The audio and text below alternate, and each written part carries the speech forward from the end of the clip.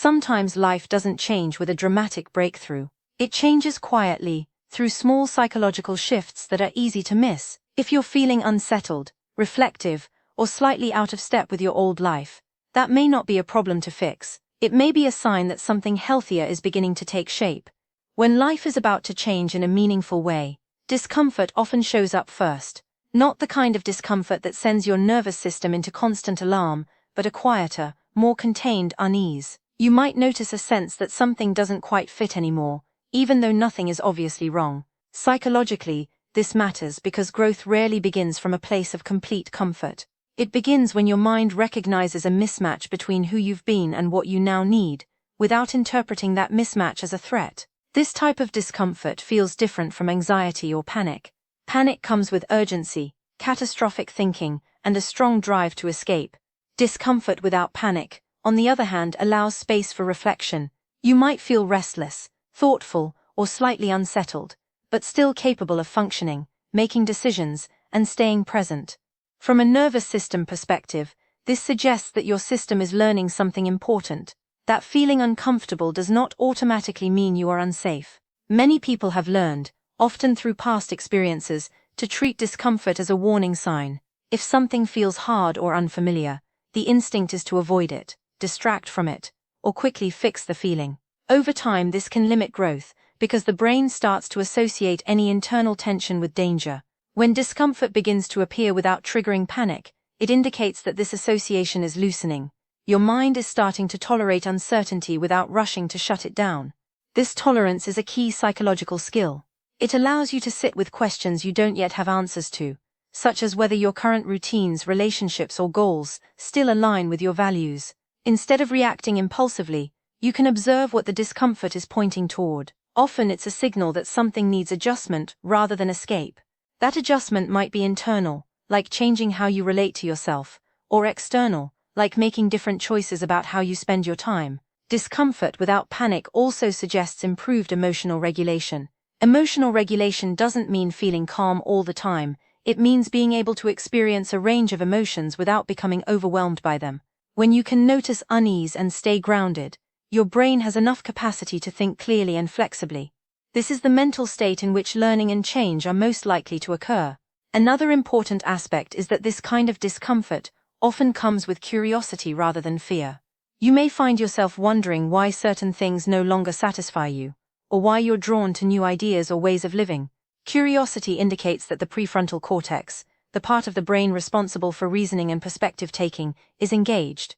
This helps prevent emotional experiences from becoming all-consuming and allows you to explore them with compassion rather than judgment. It's also common for this phase to feel confusing. Because there is no clear crisis, you might question whether your feelings are valid. You may tell yourself that you should be grateful, or that others have it worse, but psychological change doesn't require visible breakdowns. Subtle internal shifts are often more sustainable because they build gradually, without overwhelming the system. Learning to trust discomfort without panic can change how you relate to challenges. Instead of seeing unease as something to eliminate, you begin to see it as information. It tells you that you're paying attention, that you're no longer running on autopilot. This awareness creates the conditions for change that is thoughtful rather than reactive, and aligned rather than forced. As this pattern continues, confidence grows quietly. Not the loud confidence of certainty, but the steady confidence that you can handle what arises. You realize that you don't need to have everything figured out to move forward, and that uncertainty doesn't have to be an enemy. It can simply be a sign that you're standing at the edge of something new, with the psychological capacity to stay present while it unfolds. Increased self-awareness often appears quietly, without any dramatic shift in circumstances. You may simply start noticing your thoughts as they arise, catching patterns that previously ran in the background. This noticing is not about analyzing every detail or trying to control your mind. It's about observing your internal experience with a little more clarity and a little less judgment. Psychologically, this shift matters because awareness is the foundation of all meaningful change. Before awareness develops, many behaviors are automatic.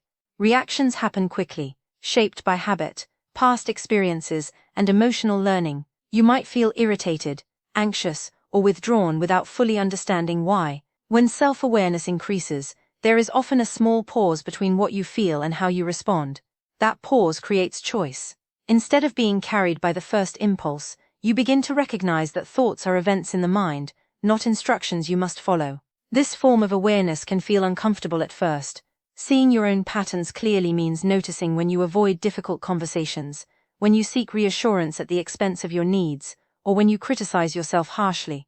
It's common to mistake this clarity for becoming more flawed. In reality, the patterns were already there, you're simply able to see them now. Awareness doesn't create the problem, it reveals it. What distinguishes healthy self-awareness from rumination is tone. Rumination is repetitive and self-attacking, often driven by the need to find fault or certainty. Self-awareness is curious and neutral. You might notice a thought like "I'm not good enough," and recognize it as a familiar mental habit rather than a truth. This recognition reduces the emotional charge of the thought, making it easier to respond with compassion rather than belief. As awareness grows, people often report feeling more emotionally literate. Emotions that once felt vague or overwhelming begin to separate into clearer experiences. Instead of "I feel bad," you might recognize disappointment, sadness, or fear. Naming emotions accurately has a regulating effect on the nervous system. It helps the brain organize experience and reduces the sense of being flooded by emotion. Increased self-awareness also shifts how you view responsibility. You begin to see where your reactions are influenced by past experiences rather than present facts. This doesn't mean blaming yourself for everything that feels difficult. It means recognizing where you have influence and where you don't. This balance is psychologically stabilizing. It allows accountability without shame. Another sign of this change is that feedback from others feels less threatening. When you have a clearer sense of your internal world, your identity becomes less dependent on external approval. You can listen to feedback, decide what is useful, and discard what isn't, without it defining your worth. This indicates a strengthening sense of self, which is closely linked to resilience. Self-awareness also brings alignment into focus. You may notice a growing discomfort when your actions don't match your values. This discomfort isn't there to punish you, it's there to guide you. Values act as an internal compass, and awareness is what allows you to consult it. Over time, this leads to choices that feel more authentic, even when they are challenging. Importantly, increased self-awareness doesn't mean you always make the right decision or feel calm and grounded. It means you understand yourself better when things don't go as planned. That understanding reduces self-judgment and increases flexibility. You become more willing to adjust, repair, and try again. This stage often feels like standing slightly outside your own experience while still being fully present in it. You are engaged but not entangled. That position allows growth to happen naturally, because change is no longer driven by avoidance or pressure. It's guided by insight, compassion, and a clearer understanding of how your mind works in everyday life. When old coping strategies stop working, it can feel unsettling and even frightening. These strategies once served a purpose. They helped you manage stress, avoid pain, or maintain a sense of control in situations where you didn't have many options. Over time, the mind learns to rely on them automatically. So when they no longer bring relief, it's easy to assume that something has gone wrong. Psychologically, the opposite is often true. This shift usually appears when your internal capacity has changed, and the strategies that once protected you are no longer suitable for the person you're becoming. Coping strategies are context-dependent. What works in one stage of life may become limiting in another. Avoidance might have helped you survive emotionally difficult environments, but later it can prevent honest communication or growth. Overworking may have given you a sense of worth or safety, but eventually it can lead to exhaustion and disconnection. When these patterns stop providing relief, it's often because your nervous system is no longer willing to accept the same compromises. This breakdown can feel like losing a familiar structure. You may notice that distractions don't distract in the same way, reassurance doesn't settle you for long, or pushing through no longer feels sustainable. There can be a sense of restlessness, as if the usual exits are closed. This stage is uncomfortable because the mind prefers certainty, even if that certainty is unhealthy. When familiar strategies fail, there is a temporary gap before new ones are formed. That gap is important. It creates space for learning. If old strategies continued to work, there would be little motivation to change them. The discomfort that arises when they fail is not a sign of weakness. It's a signal that your system is ready for something different. This is often when people begin to question patterns they once took for granted, such as saying yes when they mean no, suppressing emotions, or staying busy to avoid feeling. Emotionally, This stage can bring confusion and self-doubt. You might wonder why you can't cope the way you used to, or why things that once helped now feel empty. It's common to interpret this as regression. In reality, it reflects a shift in needs. Your mind and body are asking for coping strategies that are more aligned with self-respect, emotional honesty, and sustainability. As old strategies fall away, awareness increases around what they were protecting you from. You may notice feelings that were previously numbed or postponed. This can be challenging, but it also means you're developing the capacity to face those feelings directly. Avoidance becomes less appealing, not because life is easier, but because you're more able to tolerate emotional discomfort without being overwhelmed. This stage often coincides with a growing desire for authenticity. Strategies that rely on self-betrayal, such as people-pleasing or constant performance, begin to feel heavy. You may feel drawn toward clearer boundaries, slower pacing, or more honest conversations, even if they feel risky at first. This pull reflects a system that is prioritizing long-term well-being over short-term relief. Psychologically, this is a transition from reactive coping to responsive coping. Reactive coping is about immediate relief. Responsive coping is about responding to situations in ways that are informed by values, awareness, and self-compassion. Developing this takes time and experimentation. There may be moments of uncertainty where nothing seems to work particularly well. That uncertainty is part of the learning process. As this shift continues, resilience grows in a quieter way. You become less dependent on specific behaviors to feel okay, and more confident in your ability to adapt. Instead of asking, "How do I make this feeling go away?" the question becomes, "What is this experience asking of me?" That change in perspective marks a significant psychological turning point, where coping becomes less about control and more about understanding and care. When stronger emotional boundaries begin to form, they often do so gradually, without a clear moment of decision.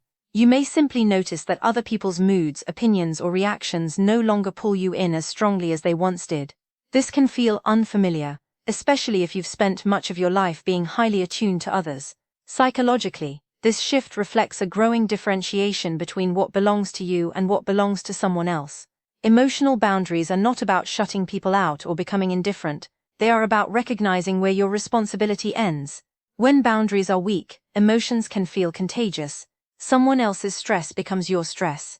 Their disappointment becomes something you feel compelled to fix, and their approval can feel essential for your sense of worth. As boundaries strengthen, there is more space between stimulus and response. You can notice what someone is feeling without absorbing it as your own. This change often follows increased self-awareness. When you understand your internal world more clearly, it becomes easier to distinguish it from the experiences of others.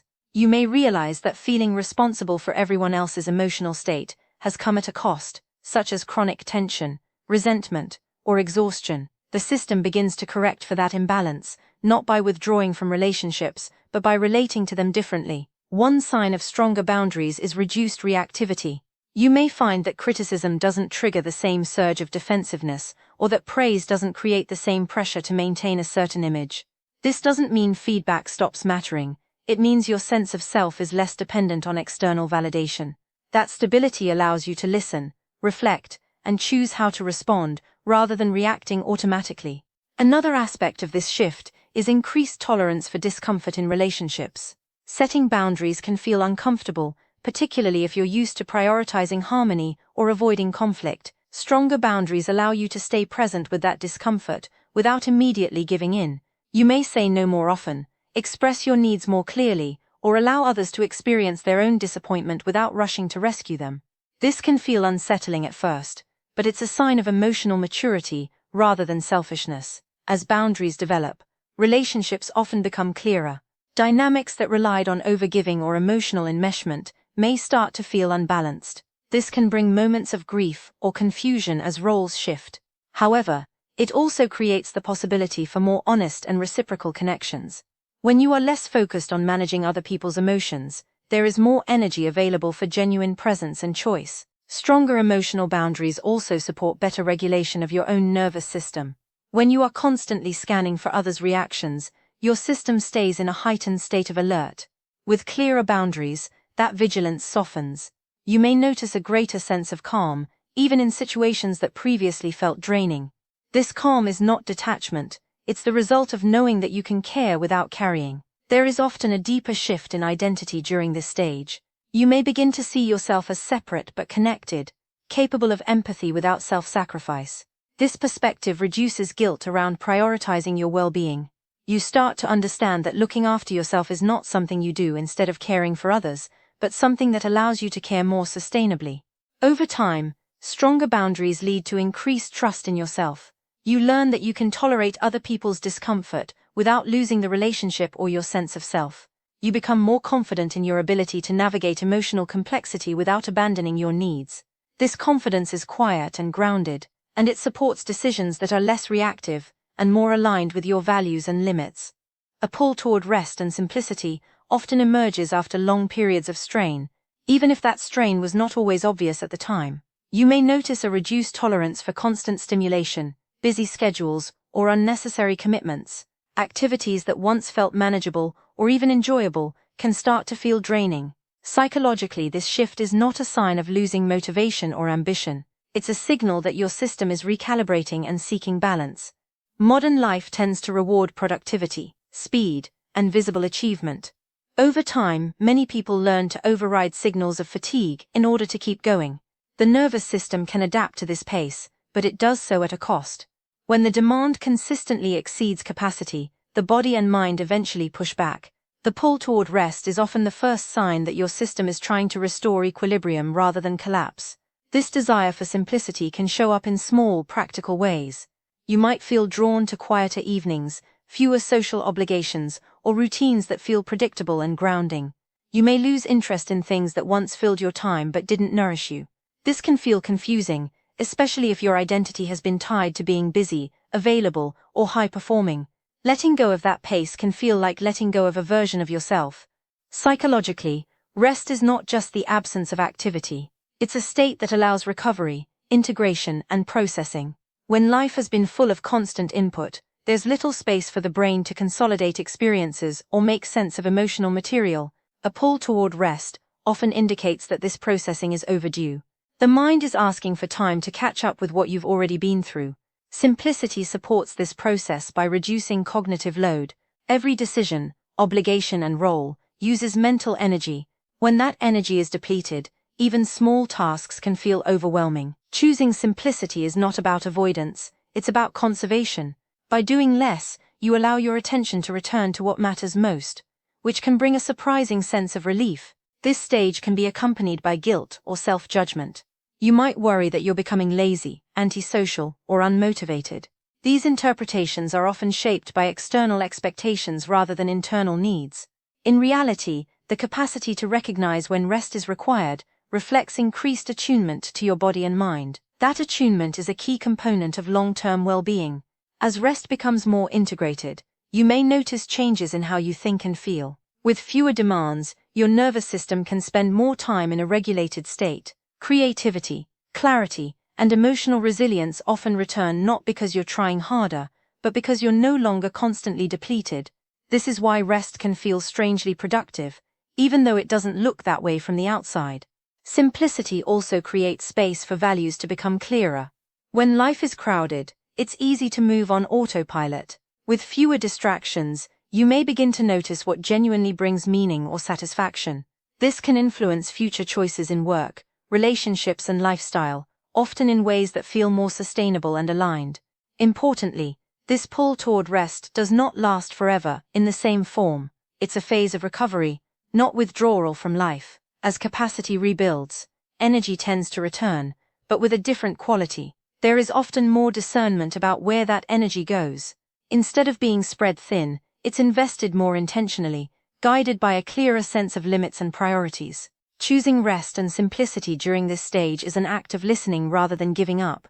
It reflects trust that your worth is not measured by constant output, and that well-being requires cycles of activity and recovery. By responding to this pull, you support a nervous system that is learning to function in a way that is not just survivable, but sustainable. When values begin to matter more than approval, the shift is often subtle but deeply significant. You may notice that decisions start to feel uncomfortable for a different reason than before. Instead of worrying primarily about how others will react, you become more aware of whether a choice aligns with what feels right to you. Psychologically, this reflects a strengthening internal compass, where guidance comes from values rather than external validation. Approval seeking usually develops for understandable reasons. As social beings, humans are wired to seek acceptance, and for many people, approval has been closely tied to safety, belonging, or self-worth. Over time, this can lead to decisions that prioritize harmony, success, or admiration at the expense of personal needs. When values take precedence, it's not that approval stops mattering entirely, but it loses its position as the main driver of behavior. This transition often brings mixed emotions. Acting in line with your values can feel both grounding and unsettling. You may experience relief in being more honest with yourself, alongside anxiety about disappointing others or being misunderstood. This discomfort is a sign of growth rather than failure. It indicates that you are tolerating short-term unease in service of long-term integrity. Values-based decision-making requires clarity about what actually matters to you, which is not always straightforward. Values are not goals or achievements, they are qualities that guide how you want to live and relate. When you start to orient around them, choices become less about immediate outcomes and more about consistency with who you want to be. This can lead to decisions that look less impressive on the surface, but feel more sustainable internally. As this shift takes place, your relationship with self-trust often changes. When approval is the primary guide, confidence tends to fluctuate based on feedback. When values guide decisions, confidence becomes steadier because it's rooted in intention rather than reaction. Even when outcomes are uncertain or imperfect, there is a sense of having acted with integrity, which supports psychological resilience. This stage can also reshape relationships. Some dynamics may feel strained as patterns of people-pleasing or over-accommodation are interrupted. You may notice that you're less willing to agree automatically or to silence your perspective to keep the peace. While this can create tension, it also opens the possibility for more authentic connection. Relationships that adapt often become stronger and more balanced. Living by values rather than approval also reduces internal conflict. When actions consistently contradict personal values, the mind experiences tension, often expressed as guilt, resentment, or burnout. Aligning behavior with values reduces this friction. Life doesn't necessarily become easier, but it becomes clearer. You spend less energy justifying choices, and more energy engaging with what you've chosen. There is also a psychological freedom that comes with this shift. When approval is no longer the primary measure of success, there is more room for experimentation and learning. Mistakes become part of the process rather than evidence of inadequacy. This supports growth because it allows you to adjust without self-punishment. Importantly, valuing alignment over approval does not mean disregarding others or becoming rigid. Values-based living includes consideration for impact and empathy. The difference is that decisions are no longer made by abandoning yourself to meet external expectations. Instead, they are made by weighing both internal values and external realities, with self-respect at the center. Over time, this orientation tends to bring a quieter sense of fulfillment. Rather than chasing reassurance, you build a life that reflects what matters to you. Even during difficult periods, there is a sense of coherence between your actions and your beliefs. That coherence supports emotional stability and a sense of meaning that is less dependent on circumstances or praise. What all of these signs have in common is not dramatic change, but increased psychological capacity. You're not suddenly free from difficulty, you're better able to meet it. Discomfort no longer sends you into panic. Awareness replaces autopilot. Old coping strategies fall away because you no longer need to survive in the same way. Boundaries strengthen, rest becomes necessary, and choices start to reflect values rather than approval. None of this means life is perfect, it means you're responding differently to it. This stage often feels quiet and uncertain because it doesn't look like progress in the way we've been taught to recognize it. But these shifts suggest a mind that is becoming more regulated, more self-trusting, and more aligned. Change that lasts usually begins here, beneath the surface, before it shows up in outcomes. If you recognize yourself in these signs, it may not mean something is wrong. It may mean you're developing the psychological foundations needed for a healthier, more sustainable chapter of your life.